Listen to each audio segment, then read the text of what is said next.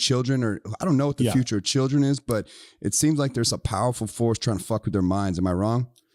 I think from our standpoint, if we look at the lens of modernity, we're going to say it's going to get worse. But I think 100 years from now, you're going to look back and be like, oh, this is just the way things were going to get. I can give you a couple examples. Wow. There's going to probably be a point, Ray Kurzweil talks about this in his book, where women are able to have babies with other women. They're able to take 23 alleles from 2 women and put them together and have another child. Wow. When that happens, they're not going to need men. And there's also going to be a point, most likely, where we have androids that are so similar to humans that men will start to date them. And at that point, men won't need women. So is that better or worse? Well, it seems like it's worse, right? It's probably going to have a population collapse if you see something like that happen. Also, when you come with the concept is like, are things better or worse? When you're dealing with a species, remember, there's 400,000 elephants left on the planet and 8 billion humans. What's better or worse when there's 8 billion of you? Like we won. Like on the game of planet Earth, we beat everyone. We became the apex predator, and we filled every habitable portion of the globe with our stink and filth and poop. We did that. And so you ask yourself, what's better or worse? There's no selection pressure. If humans live and they're happier, whatever, like I've always said this before, the day that artificial intelligence takes over, like truly takes over society, will be the happiest day of your life, because you're going to be in a holodeck somewhere, living out your dreams with your fantasy family and your fantasy wife in your fantasy vacation, and living so incredibly sedated and incredibly calm and relaxed and happy. And that day, while you're doing that, AI has taken over the entire world and you won't even care. Like that's the future. Honestly, I know it sounds very negative and dystopian, but that's the future I see. And so what I'm saying is, on the way to that, is that good or bad? I mean, it's up to you, what you think. On the way to that, why not use those tools to your advantage? Go ahead. Yeah, no, it's a good point. I mean, you can't control it all. You might as well leverage what you can to try to create fulfillment that means something for you. And again, like a lot of people, I've heard so many crazy statistics about the sort of the masses, especially in America.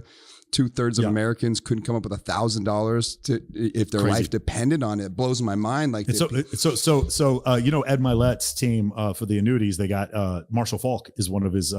He's on the team now, and Marshall and I we were just on a call an hour ago.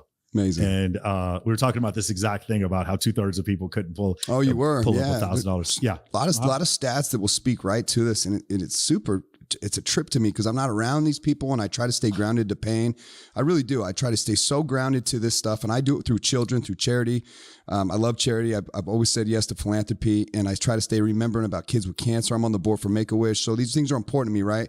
But I forget because I only swarm around people that want more out of life, that are hungry, that are entrepreneurial, that a lot of rich people. And I forget the masses and how they operate, what their reality is, even though I came from it. Again, it's so easy to forget when you're high value human and you're constantly pushing limits as possible. I'm only around interesting people all the time. Because my time's so limited, I capitalize it by putting myself in places I want to be.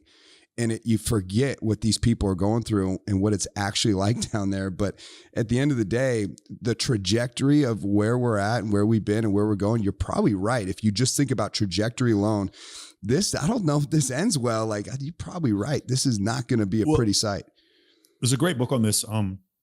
It's called The Enlightenment Now by Steven Pinker. I heard of that. Yeah. And the way it works is, like, overall, the human existence has become easier. It has. Even if you're poor, if you're a poor person today, you have access to antibiotics that the King of England did not have in the 17th century. Cell phone. So like what we deem as poor today, like if you guys have seen those tents that are up in Santa Monica, California, those people are not living like compared to people in Managua, they're not living that horribly.